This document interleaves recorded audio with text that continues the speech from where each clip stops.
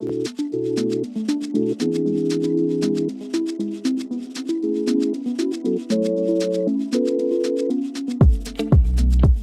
to the What's Your Grief podcast. I'm Eleanor Haley. And I'm Lisa Williams. We're the mental health professionals turned grief friends turned co-founders of the website What's Your Grief. In this podcast, we talk candidly about all things grief, from pop culture to grief theory. No tilted heads, no soothing tones, just us and our grief friends exploring the always devastating, often confusing, and sometimes even funny experience of living life after loss. Hey, this is Eleanor. And this is Lisa. Welcome back to another episode of the What's Your Grief podcast. How's it going, Lisa? Oh, it's going okay. I think like most people in the world, just kind of day to day, getting by, doing the best that I can.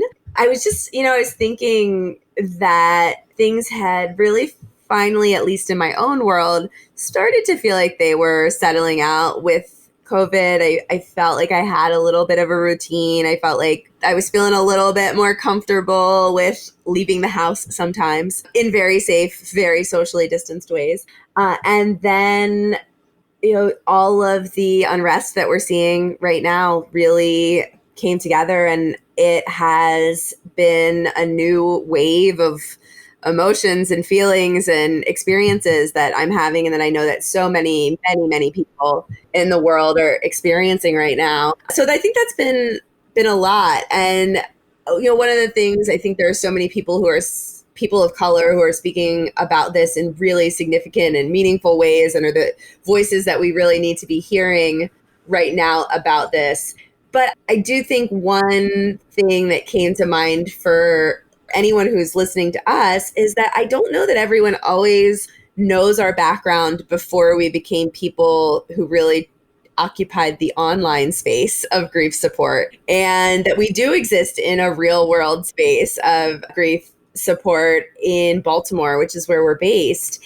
And our backgrounds, that we met working in a program that was supporting people often in Baltimore City who'd experienced traumatic and unexpected losses. And we both really started our careers in grief that way. And one thing that has always, I think, struck both of us is that in Baltimore, like so many other cities like Baltimore that have such a disproportionately high rate of losses and potentially marginalized communities and disenfranchised loss experiences for lots of reasons, because of everything from violence and substance use to the fact that there's a lot of healthcare disparities and things like that, but that we just have far fewer grief and bereavement support resources, even though the grief and bereavement needs are so much higher. And so I think for us, when we talk about how a lot of the issues that people are facing head on right now in the world affect the grief space, I think that's something that we've really always seen, is that sometimes the communities that need this support the most are the most underserved. And so, if you're looking for ways, there's so many important causes and things to do to take action in the world right now. But if you're looking for areas to either educate yourself or learn more, or ways to give time or resources or money, and grief is something that is important and near and dear to you, that looking at grief support needs in sometimes marginalized, disadvantaged communities is a great and important space to look at, because they need so much support. There's a really good book too, which is called The Handbook of Social Justice in Loss and Grief. We just posted about it on our Instagram account, so you could check it out there. And it's a textbook, but it is a really good and important read that deals with some of the issues that we're talking about, where grief intersects with issues of race and systemic problems that exist. So I don't know, just a couple of thoughts that were floating around in my mind, knowing that this is probably on the minds of many people who are listening today. Oh, of course. And I think that book can be really helpful. Like you said, it is a textbook. So textbooks tend to be a little more pricey, but it's something you can look to see at your local library if they have it. I think one thing that comes to my mind is that the types of loss that people are expressing and experiencing right now are, like you said, disenfranchised. I think some of the groups are disenfranchised, and then I think some of the losses are disenfranchised. And so I think any resource that really helps to bring to light the wide range of losses that people experience and that need grief support, I think is so important. So anybody who has a resource that they want to share with us, please do. Please, you can always email us at whatsyourgrief@gmail.com, but you can also always just tag us on all of the social media communities, because right now I think what we do need is more awareness and more resources for what grief experiences look like that are not just death grief experiences. Like, certainly those are very important, but then all these non-death losses that people are experiencing and expressing, I think we need to be more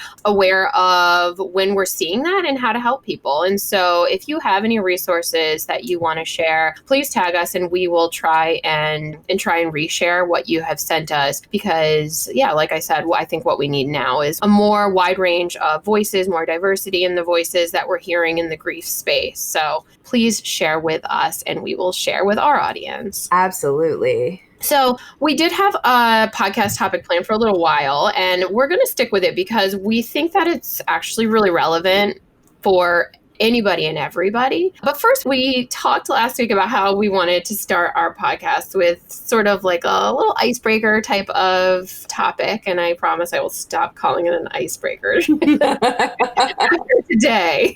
But we had a conversation that we had on Instagram earlier this week. And we thought it would be something that would be interesting to talk about here, because some of the answers that we got were really interesting, like just a wide range of responses. And I just love hearing people's responses because I think it's so telling. Yeah. So we'll get to the question and then we can talk a little bit more about it. But the question that we posted for people on Instagram was, choose one song lyric or verse to express the grief you're feeling right now in this moment. What is it?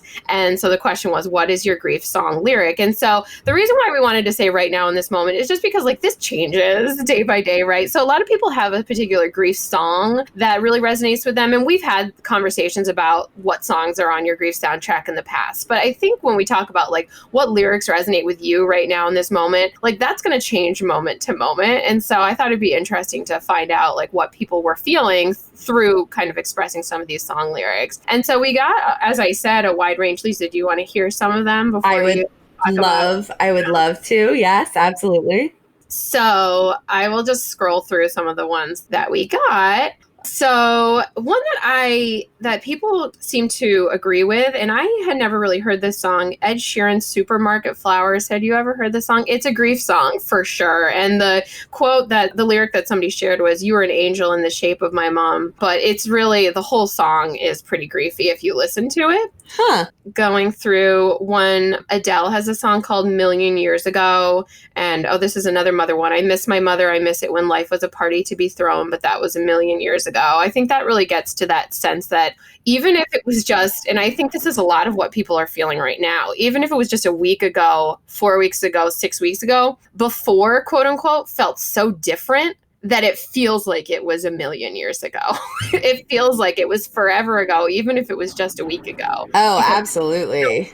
So different. Ryan Adams, Just So You Know, You Will Always Be the Hardest Thing I Will Let Go. Oh, yeah. And I think that's from, I can't remember the name of that Ryan Adams album, but that entire Ryan Adams album was sort of a grief album that he wrote after, I think it was actually the death of his grandmother. Okay. And so there's a lot of grief songs. I'm a big Ryan Adams fan, so there's a lot of grief songs on that album. Okay. Well, good to know. One song that people said over and over again was I'll Never Love Again by Lady Gaga from A Star Is Born.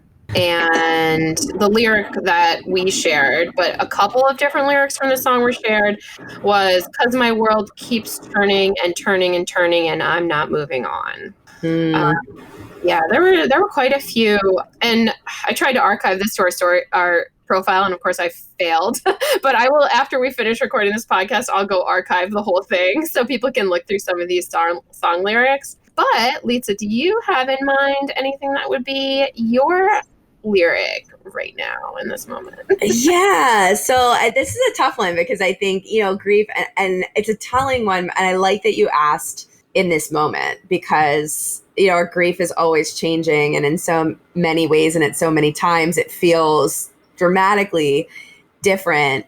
And so I think for me, there's a song by Laura Gibson called Empire Builder. To be fair, I just had to look it up because I couldn't remember it exactly. But this whole song kind of resonates with me right now. But the line that I was really thinking of that feels a bit, really reflects my grief right now, is don't wait for me to walk a straight line. You can only hold your breath for so long. We are not alone, and we are more alone than we've ever been. And I think a lot of this song is sort of grief related, but I think that idea right now where I've been feeling, I think people who listen know, I've sort of month after month had a number of losses, and then everything with COVID and everything else that's happening in the world. I think that idea where I keep trying to feel like I'm getting myself back on that straight line and trying to get myself back to a place where I feel like I'm on solid footing. And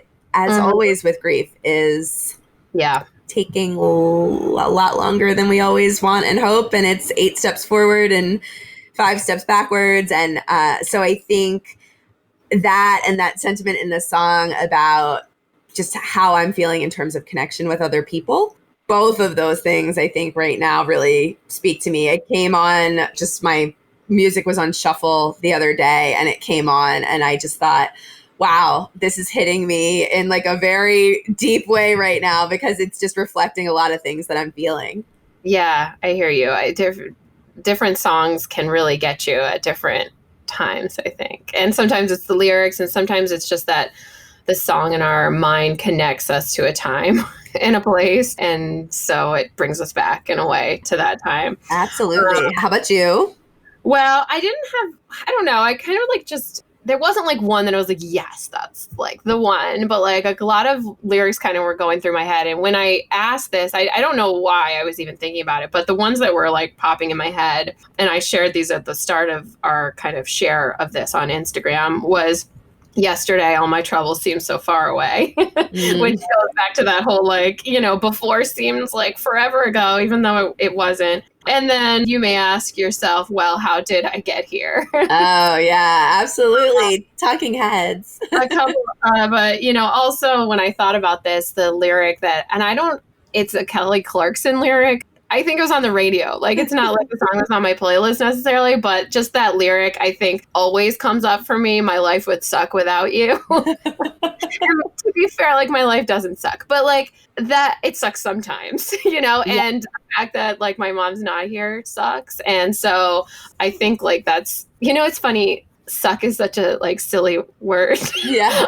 My dad used to always give me a hard time about saying that word in particular. But it's funny, I was walking with my 10-year-old yesterday, and she's like, we were talking about my mom for some reason. And she's like, it's kind of annoying that your mom died. And she's like, annoying is not really the right word, I guess. Because I think she thought it was like too tame of a word. And I was like, no, it's annoying. You're right. It's a lot of things, and annoying is one of them. It sucks and it's annoying. Yeah. A lot of words that are much stronger and a lot of words that are much softer, but that word works. It fits. Yes, absolutely. Oh, that's so funny. And, I love that it's really funny because when we think about losses and just how they impact every area of life. And so that is why sometimes like the words that fit are all over the map, because that's really funny though. All right. Well, if you all have a song lyric, please share it with us. We'll ask the question on social after we get this podcast posted, but you can always tweet at us at What's Your Grief, or on Instagram at What's Your Grief, and you can search us on Facebook. And if you're really looking for grief songs, we have a very, very, very extensive Spotify playlist of grief songs that have been submitted to us by people over the years. So if we get some new ones, we'll add it. I try to, when I hear a new grief song, I try to remember to add it on there. So you can certainly look that up. I don't know if we can we put a link in the notes, in the details? I'm not sure. If we can, I'll try to put a link to that Spotify playlist. If we can't, I'll make sure that we post that on our social as well. Yeah. So, okay. All right. Well, this sort of relates to what we're going to talk about today. music does at the very least. So if you're following us on social media, you may have noticed, how long ago was it, Lisa? About a week or It was two last ago? week. Yeah, last week. We shared that we are doing something called the Summer of PERMA. And this is something we did 2 years ago as well, right? Yes, it was 2 years ago. And it's something that we feel really strongly and passionately about, but which I think requires a little bit of explanation and a little bit of discussion to get people on board with. Would you say that's probably true, Lisa? I would say that's definitely true. This is important, is the focus of this kind of, I guess we can call it a challenge or an initiative or a project, whatever you want to call it, is that it focuses on people's well-being. And well-being, we believe, is something that is so important. When we talk about grief coping, a lot of the stuff we think about is that coping that allows you to really focus on your grief and process your grief emotions and focus on tough memories and thoughts and all that range of things that are really directly related to our grief. But we also think it's so important that people keep an eye on their well-being and choose coping that helps them to boost their well-being as well. Because when we have a baseline level of well-being, we're just stronger and better able to do the things that we need to do in our lives, which is coping with our grief and maybe taking care of our stressors. And right now, people are going through so many different things. And so I know, because well-being is sort of, I think, closely tied in people's minds maybe to self-care. And I think self-care can be a buzzword that people want to gloss over. Would you say that's true? Oh, I would totally agree. I am a person who, of course, strongly and deeply believes in the importance and value of self-care, but I hate the word self-care. I coil from things that are using a training about self-care or this or that about self-care. I don't know what it is. I feel awful almost that I feel that way, but there's something about it that just, I don't connect with the word. Well, and I'm sure we could do a whole dissertation on that, right? Because I think that that's true for a lot of people. And I think that when we're looking specifically at times of grief and hardship and times like now in the world, I think people think, I have so many other things. I'm trying to maybe process my own grief. I'm trying to change the world right now. I'm up against so many other barriers and hardships and stressors. How can I possibly think about myself and taking care of myself and self-care? Because we tend to put ourselves last on that list, especially when we have other people to care about and things that seem more quote unquote important. But what we want to really implore people to do is reframe that a little bit and see that taking care of your well-being is a part of accomplishing all those things. Because when you do take care of your well-being, you have more energy, more ability, more patience, more everything to be able to go out and do all those important things. So you're really giving yourself, I don't know, you're giving yourself more like battery life to be able to do this. And I think that people don't always see it that way. So we want people to reframe how they're looking at the things that they need to do and see that taking care of their well-being is a part of the kind of lower half of that hierarchy of needs that they have. Absolutely. And I think that, it should be enough to say, I need to take care of myself for the sake of taking care of myself. But I think for many of us, especially many of us who are caregivers by nature, sometimes it is helpful to think about the idea that taking care of myself is taking care of others, because it does increase my bandwidth. And it's funny because in a lot of ways I want to go, but also we should be able to do it just for ourselves. That should be enough. Like, we deserve that. But I know for me, it actually is legitimately helpful when I remind myself that this is going to allow me to be better able to take care of other people and do the work at What's Your Grief well and support the people, my friends and my family. That helps me because I can be a person who's a little bit externally motivated and driven. Yeah, I mean, think if you're going to go out and run a marathon, right? Like a physical marathon, you're not going to stay up all night the night before and eat Doritos. You're going to get a full night's sleep and you're going to eat well. And you're going to do that stuff to take care of your body because you have something physically exerting to do the next day. And whatever you're facing, whatever grief, whatever loss, whatever stressors you're facing, those are like a marathon. They're not going to be fixed in a minute. Like, there is work to be done for a long time. And so we need to take care of those needs within ourselves, those emotional and physical needs, in order to be able to run that emotional marathon or logistical marathon or whatever it is. And so we really want to encourage people. And so why we love the PERMA approach is because two things for me, and then Lisa, you can add if there's anything I'm missing here. For me personally, I like this approach, one, because it focuses on you thinking about what works for you and the things that you like to do and the resources that you have at your fingertips. It doesn't require you to go do a bunch of things like learn how to meditate if that's not your thing, or go to a support group if you're feeling like you're not wanting to go out and connect with people right now. So it asks you to look at the things that work for you, and then it asks you to do these things in really small ways a lot of the time. So a lot of times we think like, oh, I can't possibly I'm not going to be able to take on a new diet or exercise regime, so I can't take care of myself. But that's not what we're talking about. We're talking about doing things in really small doses sometimes, like a 10-minute time frame, just to give you that break and that boost of well-being. Yeah, absolutely.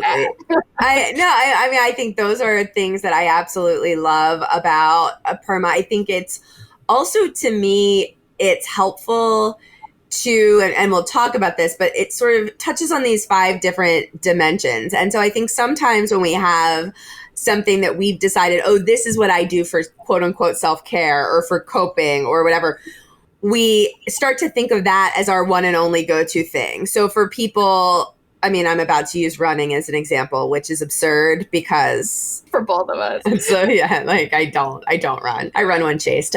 So, but for some people, running that's their go-to thing. So when they think about, every time they think about what am I going to do when I'm struggling, having a bad day, stress, go for a run. That's the first thing that comes to my mind. Some days you just might not be up for that. And then, so instead you do nothing. But then at other times, even if we have that one area, tending to these 5 different dimensions is what some of the research has shown is actually really important. And so I think that helps us to keep in perspective. We can't just do the same thing over and over and have that be our only coping skill or self-care tool. We need to really look at how do we make sure we're touching on all these different areas, maybe not every day, everything, but having them all in our vision. And I think that can help us to open up the world of thinking about what is helping us to have a better sense of well-being. Yeah. And with that, I think we've used this word PERMA with people, and you were talking about the different pillars. So if you're not familiar with PERMA, it's actually an acronym that stands for the 5 different pillars.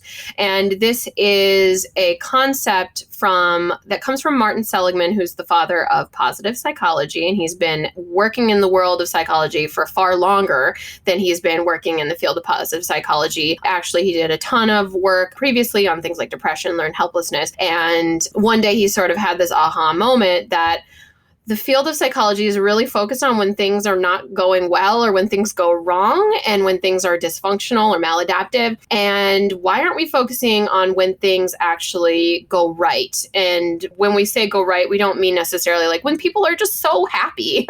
We mean when people are able to experience something really difficult and find, although it's difficult and that's never going to be something that feels good for them, or they're never going to be grateful it happened, but they can also experience growth alongside maybe a trauma, or when people are resilient or show grit and things like that. So he has written a couple of books, and PERMA specifically comes out of his book Flourish, and in which he described these 5 different domains that he says if you're able to kind of focus on these different areas and cultivate different things that you do in these areas, it helps you to cultivate a sense of well-being. And well-being is different than just being happy. I think realistically, we can just go ahead and bust that myth that anybody's walking around 100% happy 100% of the time. Like life is full of ups and downs. But when we have a life that has a sense of well-being, we have a general kind of baseline of being able to feel like we have a sense of purpose and meaning and connection. We are able to access some things that bring us a sense of positive emotion, which could be anything from joy to just maybe feelings of comfort. So yeah, that was kind of that's a really bad explanation actually of his concept. I would redirect you to his book for an actual explanation. Well, and no, but I don't think that was a bad description. I think that the other thing too that I would add that I really like about when we talk about well-being and what it does is that people know that life isn't always going to be easy, that they're not always going to be happy, that there are going to be these hard moments. And certainly losses and grief are one of them.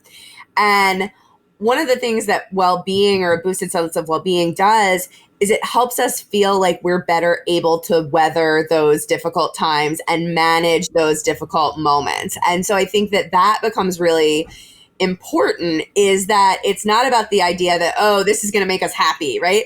But it is about the idea that when things are complete crap and when we're feeling awful, if we can boost that baseline feeling of well-being, it will help us to feel better able to manage those difficult stretches in our life. And I think that's really important.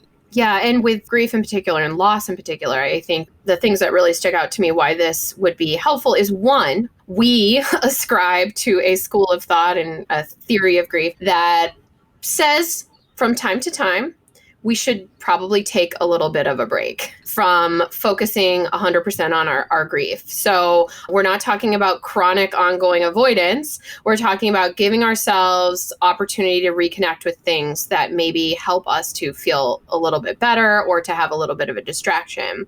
And so that's the first thing. The second thing is, after a loss, our life just sort of, if it's a significant loss, can turn on its head and everything feels like it's a little bit broken and we're never going to be able to rebuild it the way it was before. But we do need to move forward with our loved one's memory along with us and construct a life. And it's better if we can construct a life that has connections to things that do give us a sense of purpose and meaning and well-being. And so finding coping that connects us to some of these things, I think can be really helpful as we try and move forward in our lives after somebody dies or after something major happens in our lives. Yes, I completely agree. So I think let's get into it. What are the areas? Yeah, so we're going to go through the areas, and I think we'll explain what they are briefly, but then I think we also want to touch on if there are any barriers specific to grief and loss that we see, because a lot of times we hear people say, I can't do that because of X, Y, and Z barrier. And so we're going to acknowledge these barriers and tell you that you still can do Absolutely. it. So PERMA is the acronym, PERMA. The first pillar is, Lisa, positive emotion.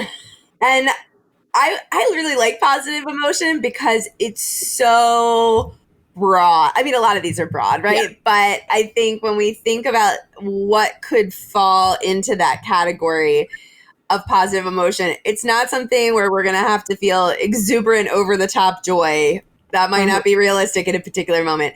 But, you know, he really acknowledges it's anything that can just give us a brief reprieve and some just good old-fashioned positive feel-good feelings. Absolutely. And we talk a lot about having, like one of our workshops that we do is having kind of a digital quote unquote hope box. And part of that is having things that at our fingertips that make us smile, or even if it doesn't make us smile, that just like connects us to maybe a warm feeling or memory. So some of the things that we often recommend, and again, remember, we're talking about coping that is so small and quick sometimes. Possibly just having photos on your phone that you love or videos that make you smile or laugh. So if somebody sends you a video that you think is funny, save it to your phone. If you have some old photos of your loved one, maybe happy memories, and you aren't feeling like it's going to overwhelm you that day and make you feel like too sad, that might all actually help you to connect with the positive memories. So having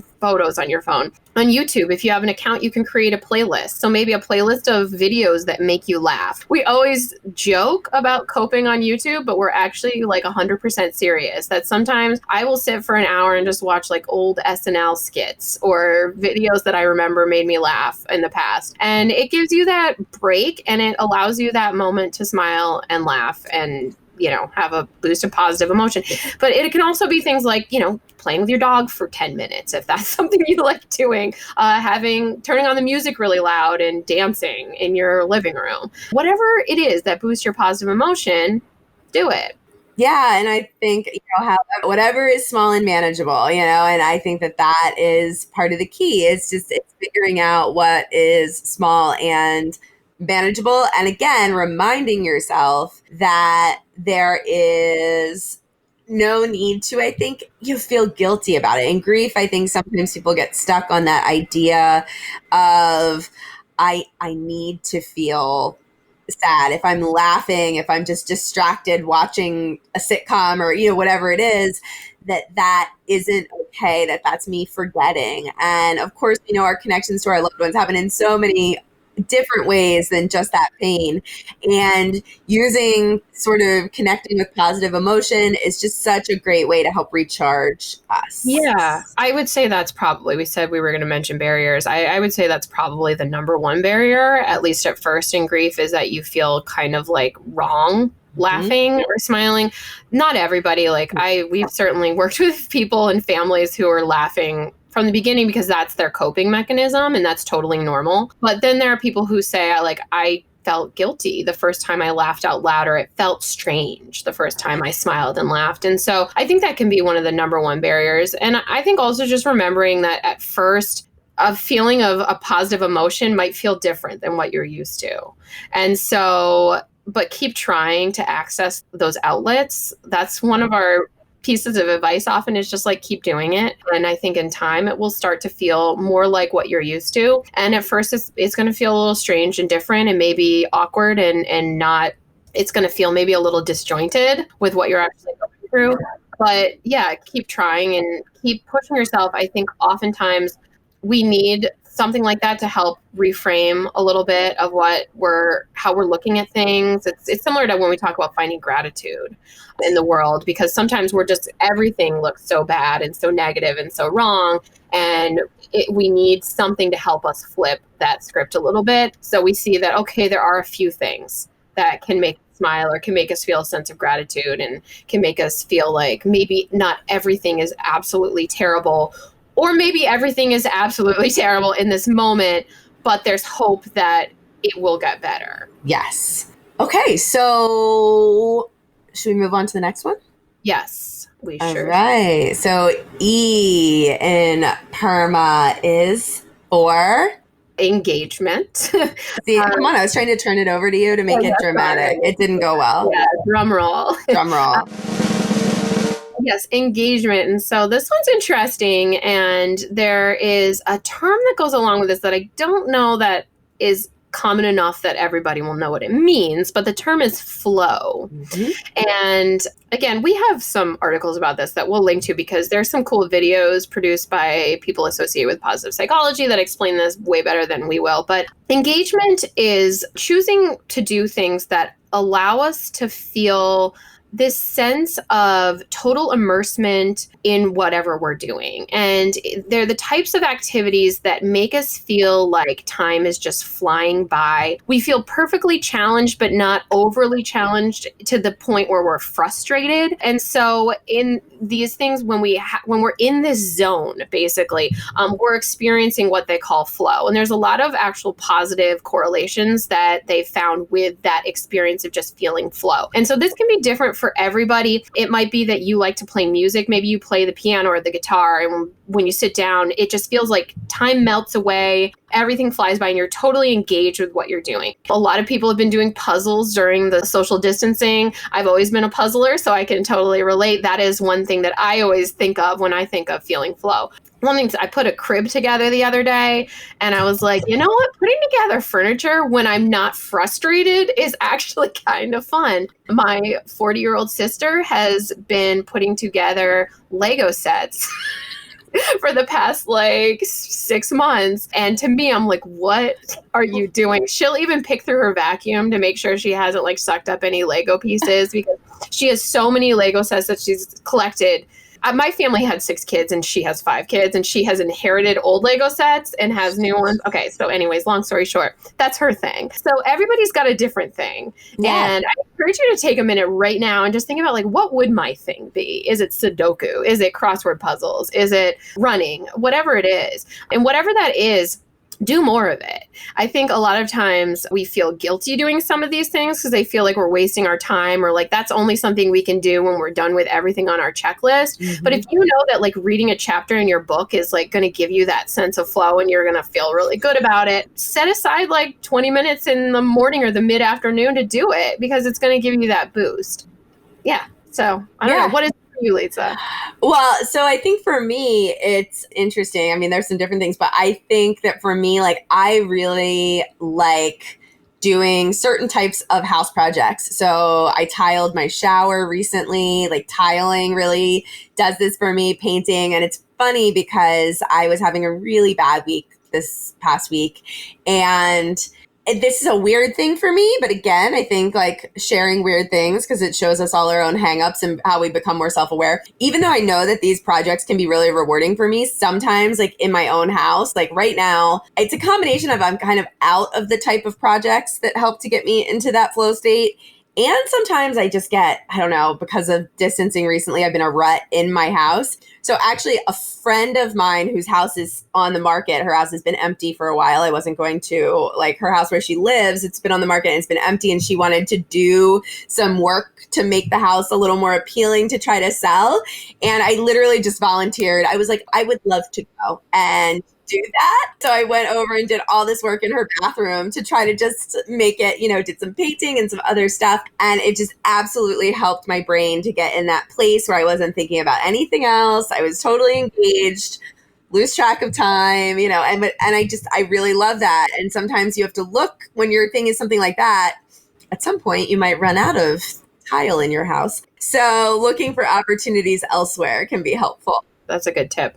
I think one thing when we look at barriers, I'm sure there are a couple, but for this one in particular, I do think it can be hard to maybe quiet the mind when we have so many thoughts, emotions kind of bombarding us. And that's why this is so important, but also why this can be so challenging. Because I think for many people, it's hard to turn that part of their brain off. And also the sense when there is something that feels more important to be thinking about, we do feel like we're just wasting our time when we're focusing on something else. And so I think that it can be hard to allow ourselves to take that brain break, and it can be hard to even draw that boundary mentally so that we're able to do it. Yeah, I think that that's very true. And I think also the way we are brought up in so many ways makes us feel like we have to be doing.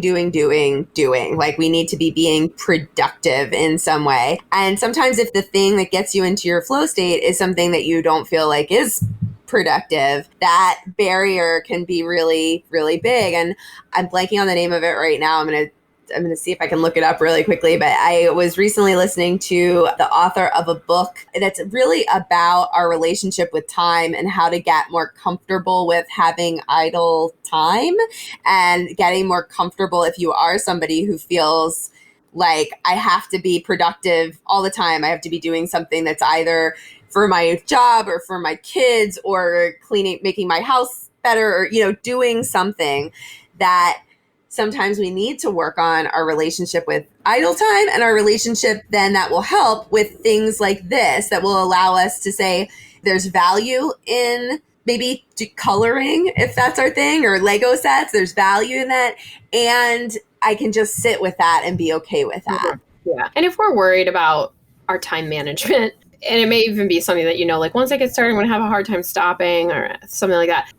Work on drawing boundaries around the time that you do spend. Like, we're not saying to spend your entire day playing a video game or, playing music or whatever. If you have other things, we're saying take some time. And so if you're worried about that, just schedule in a half hour of the thing. Absolutely. Okay, so the next one is the R, and that is for relationships. And I mean, we have so many podcasts and so much content on relationships and connecting with people, and I think it's also a very intuitive one. Basically, it's finding ways to connect with people, and that can be in big ways, like connecting with our loved ones, our family, our friends. But if you're feeling like that's not working for you, just maybe even being able to connect with anybody, anywhere, right? So maybe even online, maybe even just joining a club, going out to the coffee shop and saying hello to somebody. So it can be big and small ways, but there are a lot of barriers to this. Yeah, I think, right, there's always barriers to this. And right now, especially, we may be feeling a lot of those barriers with social distancing. If you've had to change the way that you connect and communicate with people, that can feel tough. And so there are a lot of opportunities to connect with people online, whether that's your existing friends and family or finding new things like online support groups or forums or, other places to connect with people and foster relationships. But change is hard. We don't always like change. So I think right now at this moment in the world, in addition to all of our usual barriers, there's this new barrier that means we have to sometimes find a different way to connect and foster relationships than we have before. Yeah, absolutely. And we said before, I'm not sure if we can put links below when we share the podcast, but if we can, we'll share some things related to support systems and people, because this is such a tough area for people after their loved one dies or after they experience anything.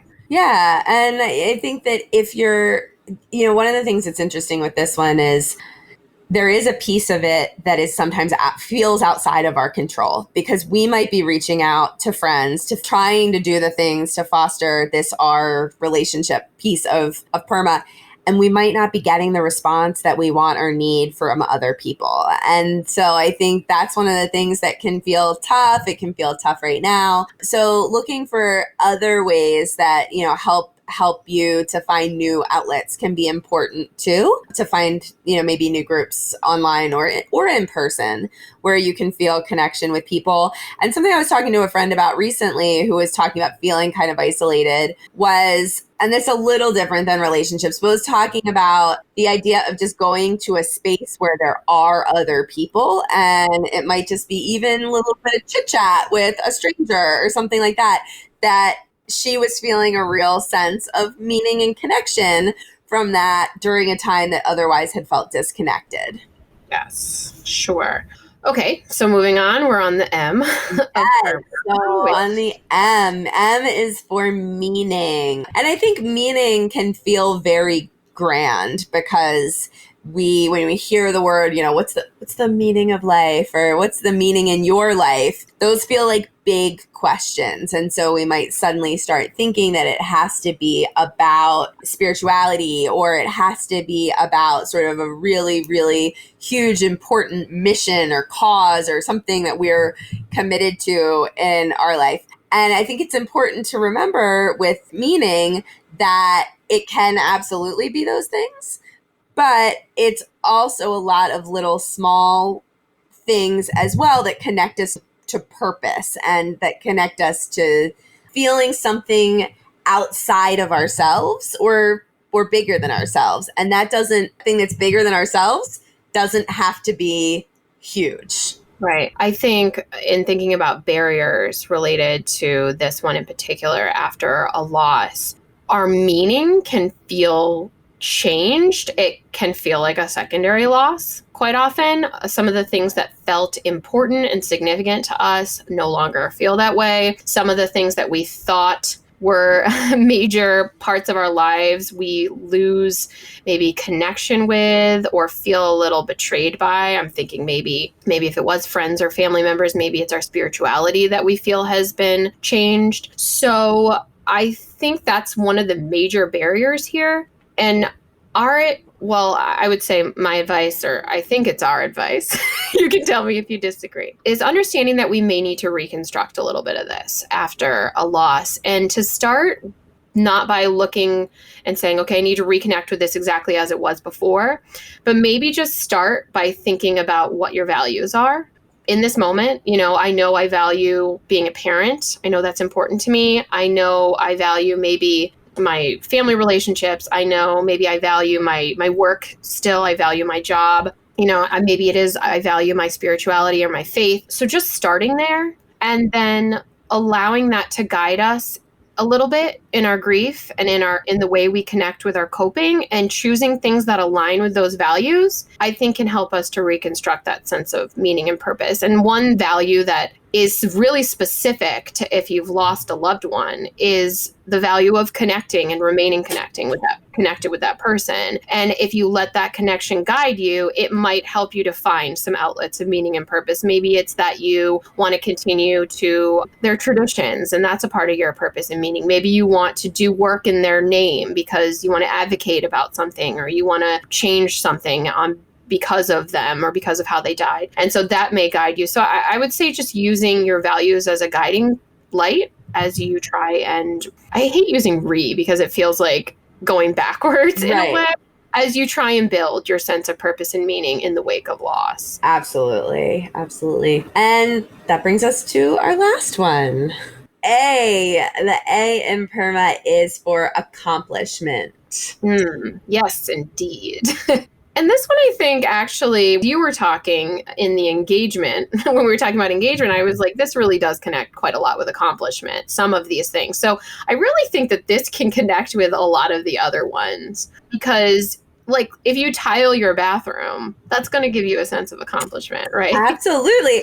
And our brains, I mean, I think that's the thing, I think people who've listened before might know I'm really into certain things about understanding our neurochemistry. And our brain literally rewards us when we finish accomplishing a task. So if you have done any project in your house, even just, you finish making a big, nice meal, or, you build a swing set for your kids, whatever it is, that your brain actually releases a little bit of dopamine to reward you when you finish that task. So you get this feel-good chemical release in your brain that does make us feel good when we accomplish something. With that in mind, that's interesting, because I think we accomplish so many things that we don't see as being accomplishments, and we don't recognize and reward ourselves for it. And so when we talk about accomplishments, like I think we sometimes feel like it needs to be something big, but we're talking about like anything, right? So like I was really dreading maybe going out and running this errand, but I put my clothes on and I went out and did it. That's an accomplishment, okay? Especially when you're grieving, right? So we want people to really reframe how they look at quote unquote accomplishment as any small step that you're taking in your life. Absolutely. And I've often thought to myself when thinking about this one, and I think Martin Seligman kind of in a couple of places talks about this, I almost want it to be like, yes, it's accomplishment, but I think it's also like acknowledgement of accomplishment. Yeah. Because I think, and part of that is what he says, is being oftentimes when we've got a million things to do, we move right from one thing to the next, and we don't take that pause to say, hey, this was hard and I did it. Or, hey, this wasn't hard and I did it. Because in grief, almost everything is hard. And I think back to this is many, many, many years ago. I remember a friend told me this and I kind of gave her a hard time about it. And then now I do it sometimes on my very, very bad days. I gave her a hard time about it, but it's actually something that I now on my worst days do, which is that she every day would write shower on her to-do list just so she could cross it off after she had taken a shower. And I remember kind of at the time when she said it, and she was a new mom, we were really young, and I didn't really relate to it then. Now I relate to it very, very deeply, because sometimes on my worst days, it is a huge accomplishment that I've taken a shower, and I like to be able to just check that off of my list. So I think it really speaks to that idea that sometimes these don't have to be grand accomplishments. It's acknowledging all these little things that we are doing that in grief really are accomplishments. Yeah, absolutely. And if this is something that resonates with you or that you would like to do more of. I think that the idea of creating lists, I like the bullet journal method where you kind of just like you write down all your different tasks that you need to do. And then at the end of the day, you re-look at this list and kind of cross things off or migrate them to the next list. But it allows you to look at all the things that you have to do or record as many minute things as you want that you have to do, or write a note that you did do something, even if it wasn't on your to-do list. And so I think sometimes just having that visual and making that list can be really helpful, and writing down the little things that you know are hard and that might present a barrier, that you might even procrastinate, but that you feel like don't deserve to go on a to-do list. Like, write them down anyways, and also be reasonable about your to-do list, right? So put, a limited number of things on there if you know you have a tendency to get overwhelmed. I think that with grief especially, we talk about taking a minute to congratulate yourself. You use the word congratulate, but, just to acknowledge and to give yourself credit for doing the things that are hard that maybe you don't stop to give yourself credit for because you feel like it's something you should be doing, or that should be easier for you to do, or that you always did before without any fanfare. But things are different now, right? So we want people to give themselves credit for the steps that they're taking. And when you do that, it can help to give you that sense of accomplishment and that idea of like looking at it and be like, you know what? I really am doing a lot. I really am coping. I really am making progress and taking steps. I'm just not always recognizing it, right? So I think that can be really helpful, is taking that time to either set yourself up at the beginning of the day or to reflect at the end of the day, or both, hopefully, if you have time. So with that, Lisa, how can people participate in our Summer of PERMA challenge? Yeah, so this is really easy. We're just using the hashtag Summer of PERMA on Instagram or on Facebook too, though probably more on Instagram. And all you really have to do, of course, you can just do this on your own. You don't have to share as part of the group. But what we're encouraging people to do, so you can be more deliberate, and so maybe you can be a little bit more open and have some external accountability, is just share, take a quick picture, share on Instagram on the hashtag Summer of PERMA anytime you do something that fits into one of these categories, and you can share it on hashtag Summer of PERMA. You can share which one it is. We have some little images if you want to share the image that goes with it, the accomplishment image or the meaning image or whatever. You could share 2 images, one of each. But any way you want to do this that you think will help you, there's really no strict rules. We do have a post about it that you can check out. If you go to our website and type PERMA into the search bar, it'll come right up. And yeah, we look forward to maybe some folks participating with us on the hashtag. But if not, we hope just even in your own life that this might help you to think a little bit more about ways to boost well-being in the coming weeks, months, years.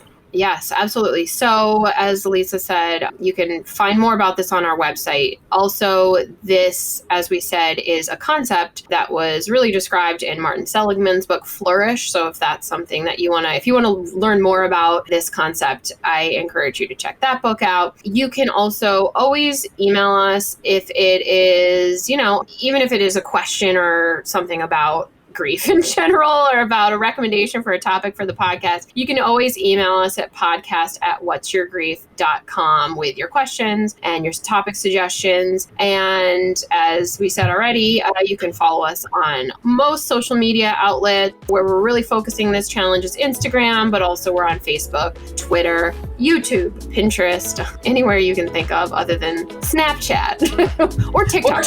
We're not on TikTok. My kids are, so I'm gonna maybe capture that, go over that hurdle someday soon, probably not. But with that, again, so please email us if you have any questions or topic suggestions. And until then, hopefully we'll see you on some of our other channels.